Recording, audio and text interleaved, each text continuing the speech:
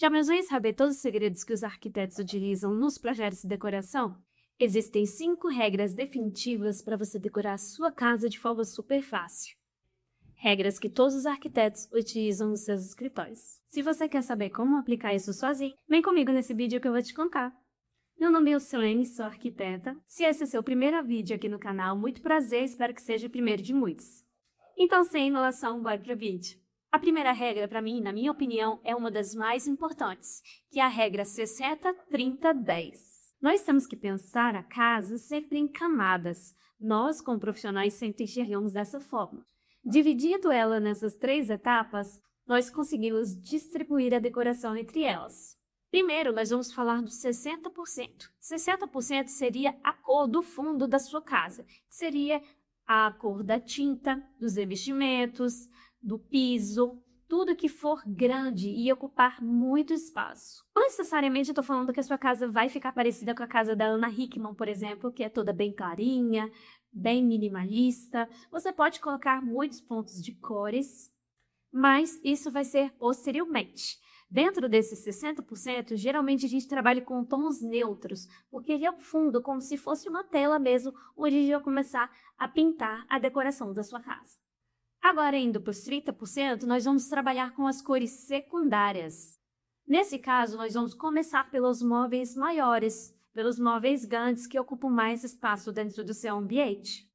Então, nós temos as mesas, armários, sofá, tudo que ocupa o espaço visual muito grande. Nesses 30%, nós já vamos estabelecer uma paleta de cores um pouco mais simples para que a gente possa seguir ali e não se perder nesse processo. Vamos falar um pouquinho sobre a tonalidade dos móveis no próximo tópico.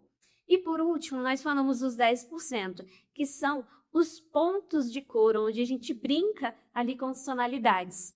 São as cores de maior destaque, que podem estar presentes nas almofadas, na manta, nos objetos pequenos, tudo que ocupa um espaço visual menor, mas mesmo assim podem trazer grande parte da sua personalidade para casa, sem deixar necessariamente ela um ambiente extremamente bagunçado e muito colorido. Trabalhando ali dentro desses 10%, a gente não perde o controle dessa ambientação, deixando a sua casa sem aquela cara de ser uma casa planejada. Você pode utilizar pequenos objetos decorativos, vasos. Você pode utilizar almofadas dentro das roupas de cama, nas toalhas, nos pratos e nas louças que ficam à mostras em louceiros ou em cristaleiras. E todas essas pequenas partes, você pode utilizar esses pontos de cor para trazer um pouco dessa criatividade para dentro do projeto. A segunda regra é muito importante também, que é: mantenha móveis modulados, planejados, comprados, sempre com tonalidades semelhantes. Quando a gente fala sobre tonalidades semelhantes, é sempre porque dentro da arquitetura a harmonia sempre está dentro da repetição. Nós enxergamos a harmonia na repetição. Então, você utilizando uma paleta de cores dentro do seu ambiente, seguindo essa paleta de cores, normalmente o seu ambiente vai ficar muito mais harmonioso. Você pode estar fazendo a sua própria paleta de cores, ali com tonalidades semelhantes, análogas, complementares. Ou você também pode estar olhando aí em ferramentas de pesquisa do Pinterest, paletas de cores interessantes que você pode utilizar. Seguindo ela, normalmente você vai ter um resultado estético muito melhor. E assim você pode repetir as mesmas tonalidades ao longo da casa, dentro da marcenaria e etc. Provavelmente você já viu em muitos projetos, né, se você é antenada em decoração assim como eu, que na maior parte dos projetos, quando você vê um projeto de uma cozinha, o armário de baixo é parecido, né? Tem os puxadores, provavelmente tem o padrão parecido com o armário de cima. Em muitos outros pontos dessa mesma casa, essa mesma marcenaria, com essa mesma tonalidade, ela pode ser repetida. Então, os armários da cozinha, eles podem ter a mesma tonalidade que o painel da sala, por exemplo, ou não necessariamente de uma madeira só. Mas, por exemplo, se você escolher utilizar uma lâmina amadeirada, né? Um tom amadeirado. Esse amadeirado da cozinha pode ser o mesmo amadeirado da sala. E assim por diante. Então, se você for comprar esses móveis, ao invés de mandar fazer, é só você pensar, é só você procurar os materiais que são mais utilizados nesses móveis comprados, como por exemplo, off-white, frejó, tem muitos materiais que utilizam preto, e aí você pensa, poxa, eu vou construir esse padrão e todos os móveis que eu vou comprar vão ser dentro desse padrão. E assim você elimina a aleatoriedade dentro do seu projeto. Não necessariamente precisa ser tudo da mesma cor, mas você utilizar o mesmo fundo de cor ou cores de tonalidades semelhantes, caso seja muito difícil você estar assim, realizando a compra de imóveis comprados muito parecidos. Mas você utilizar tonalidades semelhantes, você utilizar sempre cores parecidas, elas trazem para sua casa uma sensação de que ela foi planejada e não necessariamente você comprou várias coisas soltas e jogou lá dentro para elas se combinarem aleatoriamente. A terceira regra é a iluminação. A iluminação é um tópico super importante. Existem algumas coisas que os profissionais falam mais e outras que os profissionais falam menos. Mas uma dica muito interessante que eu acredito que seja pouco falada, que é você manter a iluminação sempre casando com o layout da sua casa. Para quem não sabe o que é layout, eu vou dar uma explicada assim, bem genérica, pensa assim na explicação mais genérica que existe. Mas enfim, é basicamente onde você posiciona os móveis da sua casa e o tamanho deles e como que você circula entre esses móveis.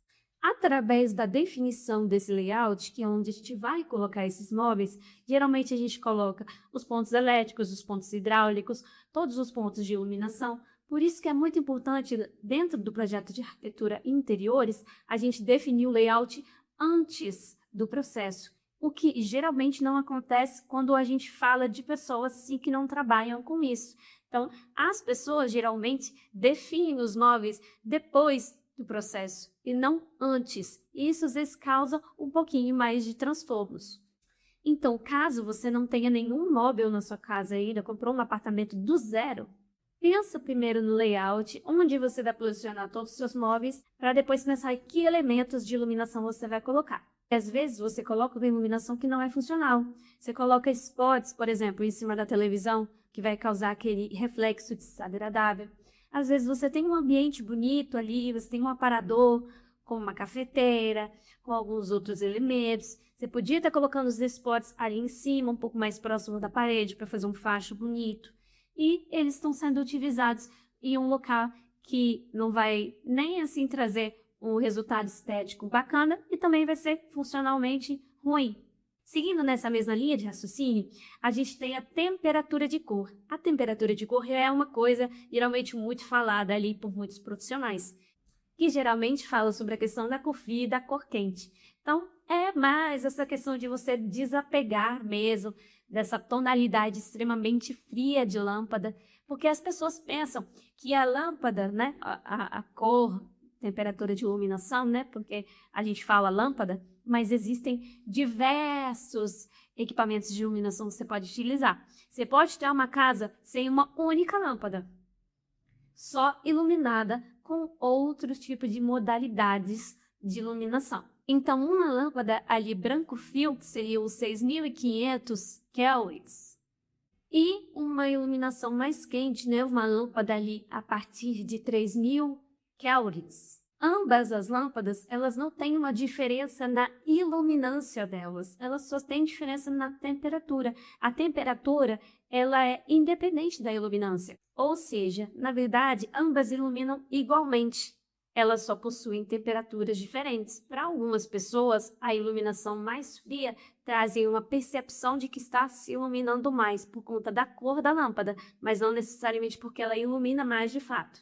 Então, você dá preferência ali para iluminações mais neutras, ali no 4.000 kelvins. Em iluminações de destaque, você colocar uma iluminação um pouco mais quente, eu acho que aí já está de bom tamanho. A quarta regra também fala sobre layout, que é móveis certos, no lugar certo e no tamanho certo. Sempre utilize móveis em tamanho certo dentro dos seus ambientes. Então é importante que na hora de você comprar os seus móveis, se você for comprar em loco, né, na loja, é importante você levar as medidas do seu ambiente, tirar fotos, sempre pensar se ele realmente vai se encaixar dentro do seu ambiente com maestria.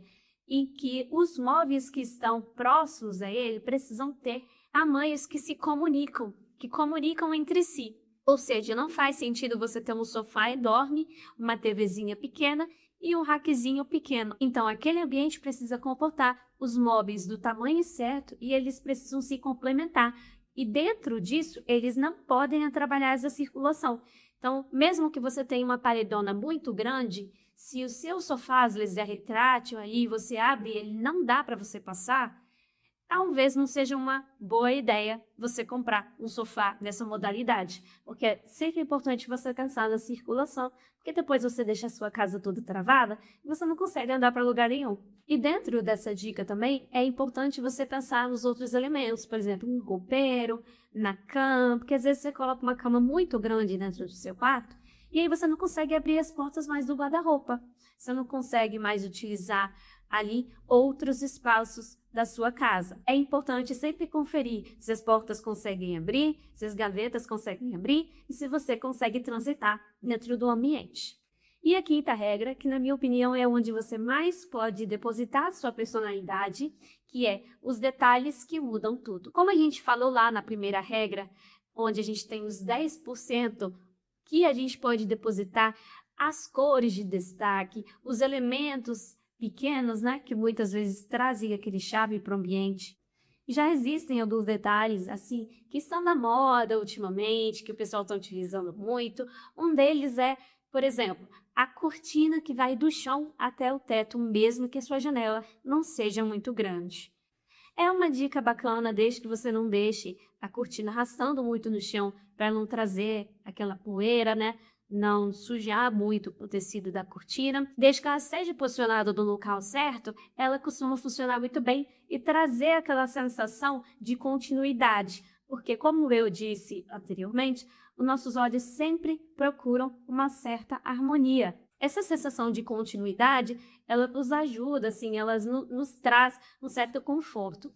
Outra dica que também fala um pouco sobre essa sensação de continuidade são os quadros alinhados à altura do olhar. Quando se tem quadros ou outros elementos pendurados à parede, é importante que eles sempre sejam alinhados à altura do nosso olhar, porque assim a gente tem uma sensação tanto de continuidade quanto de organização.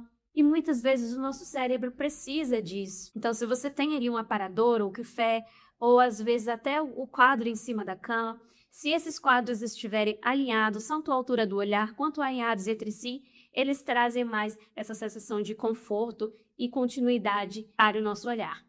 Outra dica muito interessante também, muito utilizada, é a utilização dos espelhos. Não necessariamente como se utilizava antigamente para colocar ali na parede toda, mas sim como pontos ali dentro do ambiente. Hoje em dia a gente utiliza muito espelhos orgânicos, espelhos com arcos e também outros tipos de espelhos, onde a gente coloca no chão, onde a gente pendura na parede, onde a gente coloca também à altura do olhar. Todos esses espelhos ajudam a reflexão da iluminação natural e também a trazer um pouco mais de profundidade para o ambiente. E outra dica super importante também é o paisagismo interno, que é muito interessante, principalmente porque dentro da neuroarquitetura, a gente precisa sempre incluir elementos da natureza dentro do nosso cotidiano. Então, às vezes você tem uma cozinha ali que tem uma boa iluminação natural, você pode colocar uma samambaia, uma jiboia, você pode colocar outros elementos também de paisagismo, pode ter um vaso com flores, ou em poucos casos, que não necessariamente, às vezes fica bacana utilizar plantas artificiais, mas em alguns casos também pode ficar legal colocar plantas artificiais. E nós estamos chegando ao final desse vídeo. Espero que vocês tenham gostado das dicas. Todas essas regras eu utilizo diariamente no meu trabalho. Se você procura projetos compactos e consultoria online para todo o Brasil, dá uma olhadinha aqui na descrição, tem um link onde você pode falar comigo. Eu agradeço a presença de todos que chegaram até aqui e fui!